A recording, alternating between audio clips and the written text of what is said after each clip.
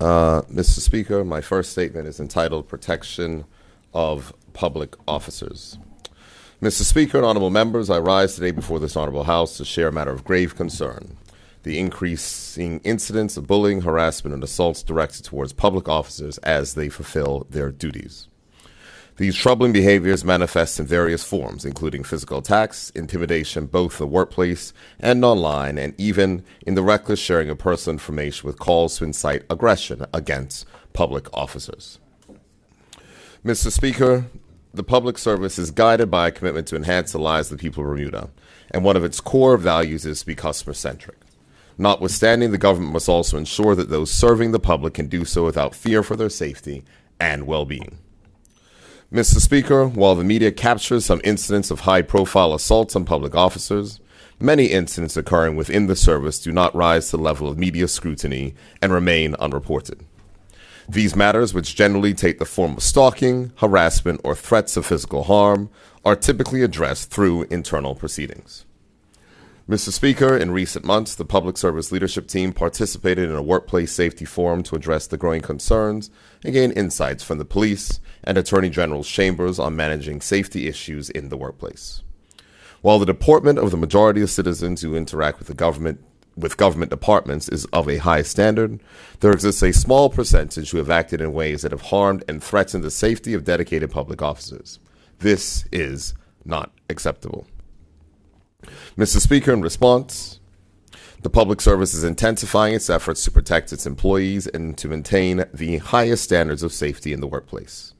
Several customer-facing departments have already added physical security, virtual security enhancements, and strengthened safety protocols. Comprehensive occupational health and safety audits across all departments and field operations coordinated by our Occupational Safety and Health Officer are now in progress. These audits involve on-site assessments and systematic reviews of policies, procedures, and workplace environments to ensure risks are identified and additional safeguards or training are implemented where required. Our aim is to empower every public officer to take personal responsibility for identifying risks in maintaining a safe work environment and to embed safety as a core workplace value. Mr. Speaker, the government recognizes that a hallmark of a thriving democracy is the freedom of speech. Both the public and the media have the freedom to exercise their rights to criticize the government, its services, and the decisions made.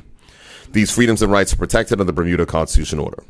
However, when the nature of dialogue associated with these freedoms, either via traditional social media, rise to the level where individual public officers are being called out, threatened, and intimidated in a manner akin to bullying and harassment, proactive measures must be put in place.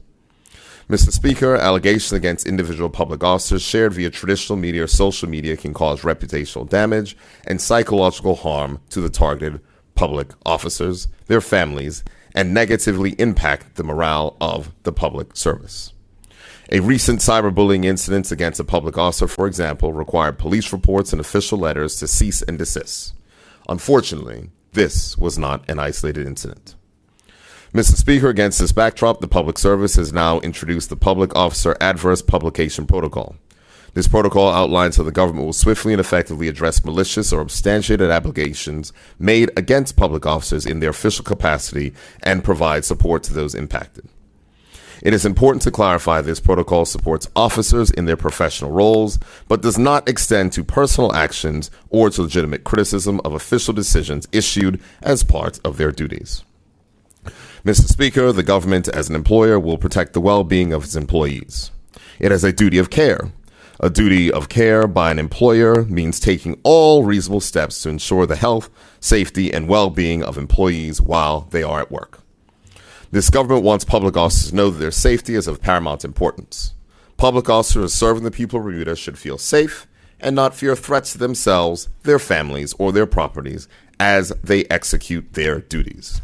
The Public Service leadership is working hard to respond to these threats robustly while balancing the public's freedom of expression.